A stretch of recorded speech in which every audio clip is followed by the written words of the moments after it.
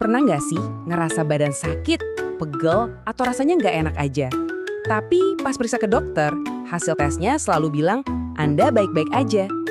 Ini misteri yang bikin bingung sekaligus frustrasi. Nah, hari ini kita akan coba pecahkan teka-teki ini bareng-bareng. Kamu pasti tahu banget kan perasaan ini?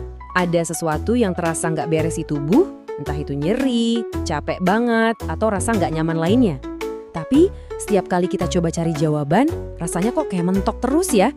Pengalaman ini bisa bikin kita ngerasa sendirian dan frustrasi. Dan itulah yang mau kita bahas lebih dalam sekarang. Coba deh, lihat beberapa keluhan di sini.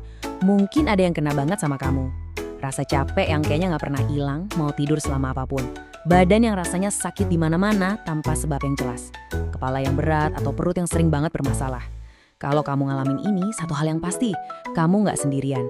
Dan tentu aja langkah logisnya adalah cari jawaban medis kan. Kita tes darah, ronsen, periksa ini, itu.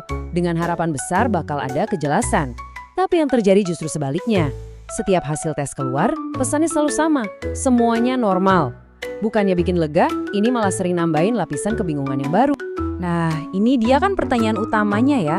Kalau semua tes nunjukin gak ada yang rusak secara fisik, dari mana datangnya semua rasa sakit dan gak nyaman ini? Apa ya yang mungkin kelewat dari tes-tes standar itu?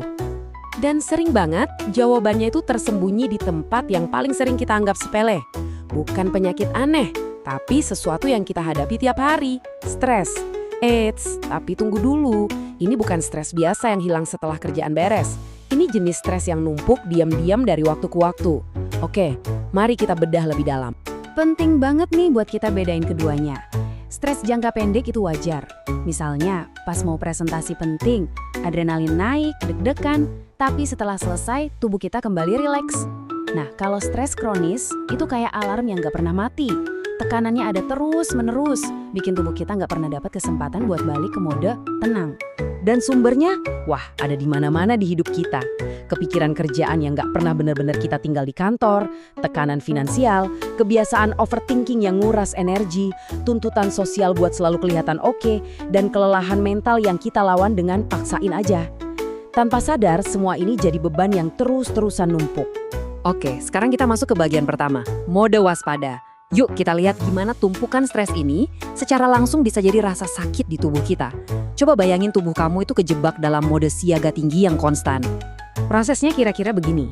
Saat otak kita ngerasa ada ancaman, entah itu nyata atau cuma kekhawatiran, otak langsung masuk ke mode siaga. Ini nge-trigger pelepasan hormon stres kayak kortisol. Efek langsungnya, otot-otot kita jadi tegang.